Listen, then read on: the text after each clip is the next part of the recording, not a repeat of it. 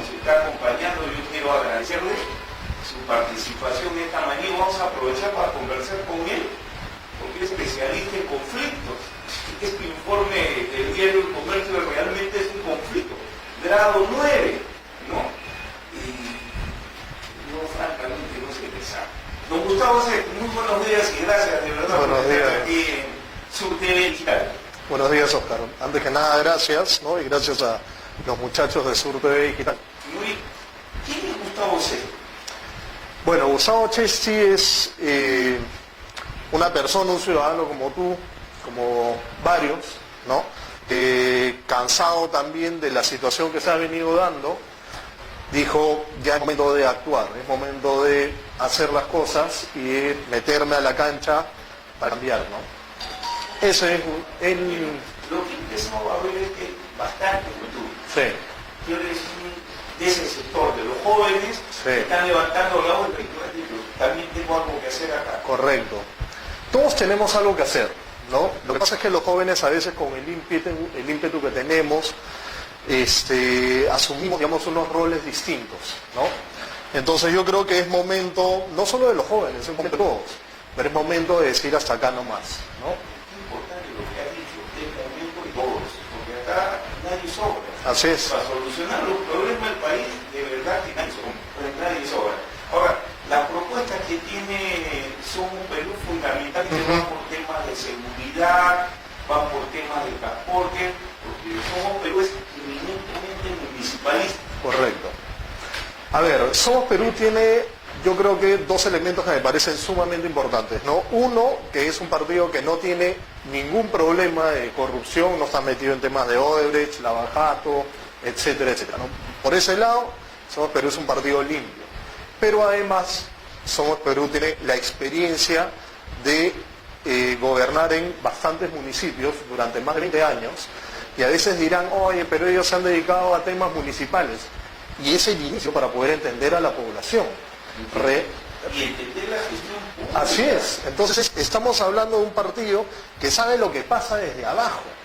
No es un partido que vive alejado, ¿no? Que vive encerrado en el Congreso únicamente, ¿no? Y se olvida del tema del día a día de la población. Es un partido que sale de abajo y ahorita está queriendo levantar su voz donde la gente está esperando que se levante la voz, que es en el Congreso. Ahora, la gente ciudadano de a pie percibe un Congreso desacreditado. Correcto. ¿Qué hay que hacer para recuperar la credibilidad?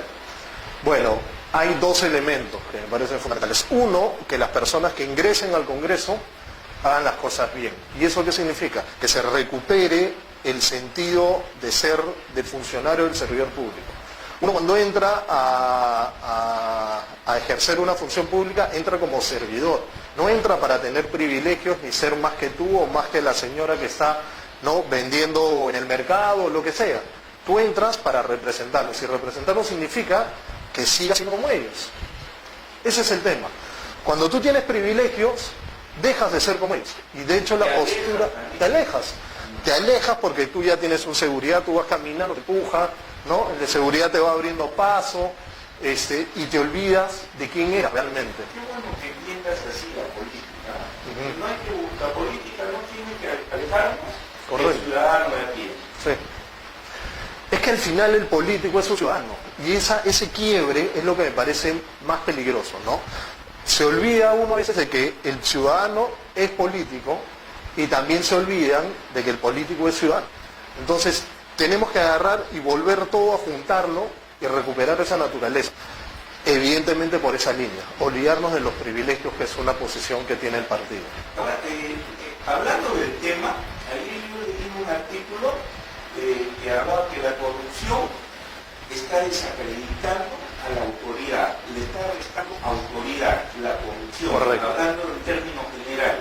Entonces, ¿cómo hacemos para que la corrupción es difícil eliminarla, no dañe la autoridad del funcionario público, del servidor público, de nuestras autoridades? ¿Cómo hacemos? A ver,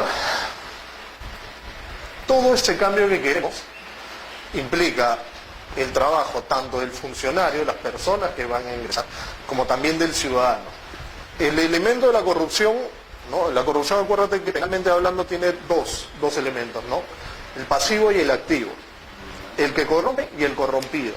Entonces, si no hay un quiebre tanto en el corrompido, que es la autoridad, como el que corrompe, que es el ciudadano, no vamos a cambiar.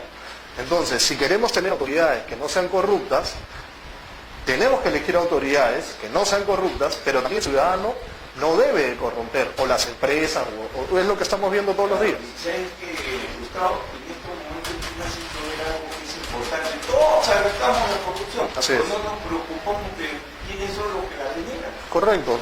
Al final somos los ciudadanos, ¿no?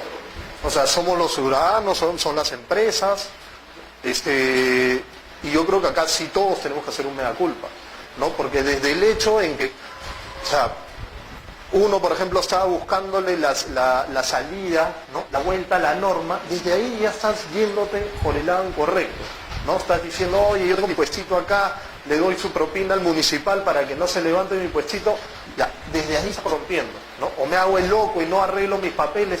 O sea, ahora, obviamente, tenemos que buscar facilidades para el ciudadano, pero no podemos poner esas trabas también para que el ciudadano termine, ¿no? Todo esto es un círculo vicioso. Ahora, el público que nos está equivocado, de repente se está dando una idea de que, oye, están apostando por un borrón y cuenta nueva. No es así.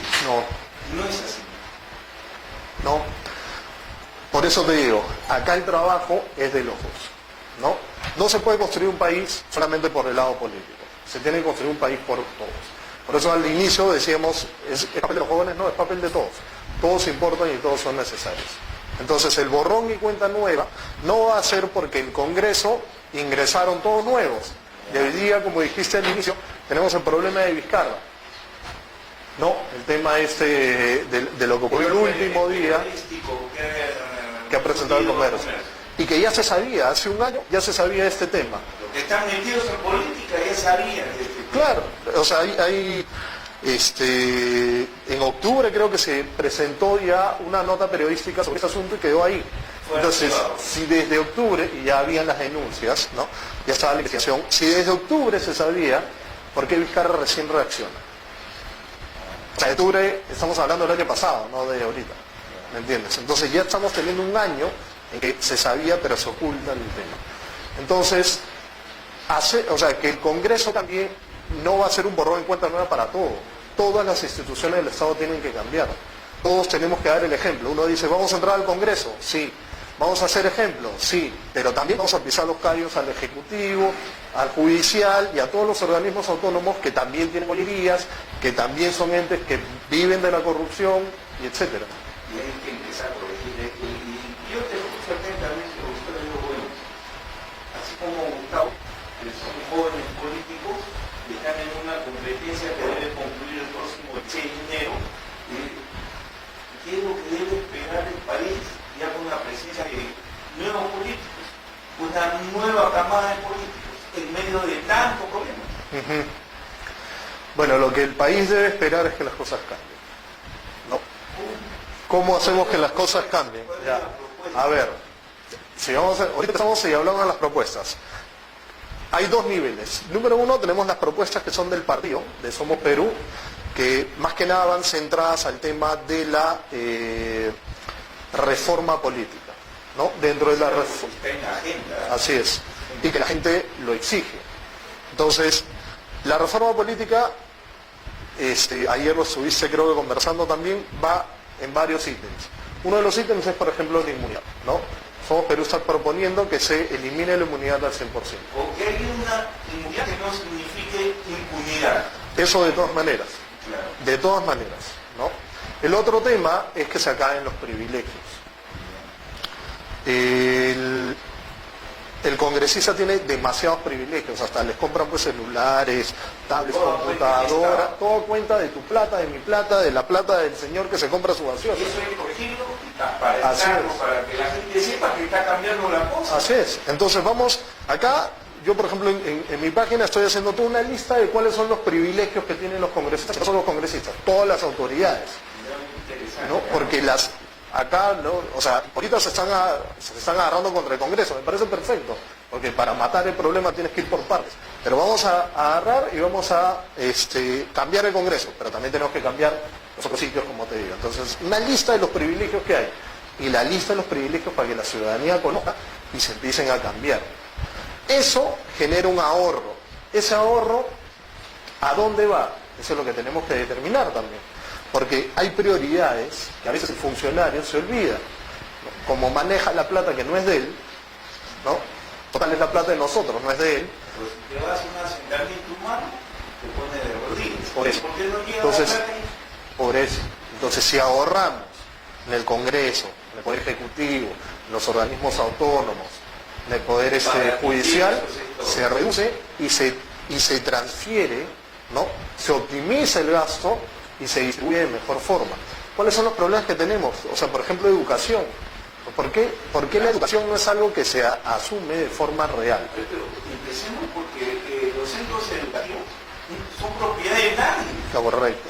El Estado no puede invertir un sol. Entonces, ¿por qué no empezamos a sanear? Sí, claro. Y eso, desde el Congreso puede haber una ley que facilite, allane la posibilidad de titular. Sí. A ver, en el Congreso, digamos, tenemos ciertas posiciones que... El problema es que el plazo es muy corto. O sea, 15 meses. tenemos 15 meses y realmente las prioridades de esos 15 meses creo que están clarísimas. Si viene un congresista y nos dice, oye, voy a hacer esto, lo otro, y te dice 80 temas, lo más probable es que nos estén mintiendo, ¿no? Lo que yo siempre, y eso lo vamos a ver, si Dios mediante y los electores se dan, si yo ingreso al Congreso, lo que voy a hacer es no mentir, de decirte, oye, ¿sabes que no puedo? O decirte, voy a hacer todo el esfuerzo posible. Pero no te voy a agarrar y te voy a decir, voy a construir un puente, como la otra vez dijo. Eso no puedes hacer. No es, ¿me entiendes? No es nuestra función y no nos da el tiempo. Gustavo, pero lo cierto también que si hay algo que a nosotros nos sobra son las leyes. Ese es el gran problema. Si hay leyes para todo, nadie la cumple. Así es. Mira, yo creo que en tema legislativo, a ver, existe la idea de que el congresista, su trabajo es legislar. Es correcto, es legislar. Pero no es su único trabajo. La función de un congresista son tres: legislar, fiscalizar y representar. Entonces, pero toda la gente te dice, oye, ¿tú qué ley vas a proponer? Bueno, sí hay ciertos cambios normativos que yo personalmente tengo, pero no es solo tu función, ¿me entiendes? Entonces hemos tenido un congreso que se ha dedicado más a fiscalizar y a obstruir, ¿no?, que a legislar. Pero lo que sí no se han dedicado a los congresos últimamente es a representar. Y representar significa de que tú cuando me eliges, yo te estoy representando a ti, yo te tengo que escuchar a ti, yo no puedo darte la espalda y gobernar de esa forma que ha venido ocurriendo. Ahora, Gustavo, te quiero decir algo con sinceridad. Tú vas a ser representante de Lima. Correcto. ¿Ok? Lima y sus 4 limas. Correcto. ¿Ok? Para ver el drama que viven los damnificados en el norte del país, por ejemplo, después de nómina, Sí. no necesitas irte al norte. Te cuento que acá en Huachipa, en Carapongo, ¿Ya? pareciera que las lluvias, los desbordes fueron ayer. No se nota la mano del gobierno. Sí. ¿Y eso por qué sucede? Porque el parlamentario está ausente de lo que tú has señalado. La representación es estar al lado del ciudadano Correcto. y conocer de cerca el problema. Sí. Pero si no sale del Congreso, Sí, y ahí es el tema, ¿no? Muchas autoridades son elegidas y ya no vemos, dice, ¿no? a cumplir su periodo. Así es. Una de las propuestas que yo tengo, por ejemplo, es recuperar ese sentido de representación. ¿Qué significa?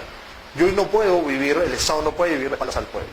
Ya quedó demostrado que lo que ha ocurrido es eso, el pueblo está cansado de que elige autoridades, además que muchas son malas, pero que además cuando ingresan al poder se olvidan de las necesidades de la gente. Entonces una de mis propuestas es, por ejemplo, que los días, o sea, recuperar este tema de representación como que los días sábados los congresistas atiendan a las personas. Que tú vayas al Congreso y no es que le dejaste tu denuncia, tu queja, lo que sea, ¿no? Y te recibió la secretaria, déjame tu expediente ahí, como a veces ocurre. No, tú tienes que atender a las personas directamente, porque las personas te eligieron. Entonces, si te eligieron, ¿por qué ya te olvidas? Entonces, agarras, los recibes, escuchas su queja y tú tienes la responsabilidad de tramitarla.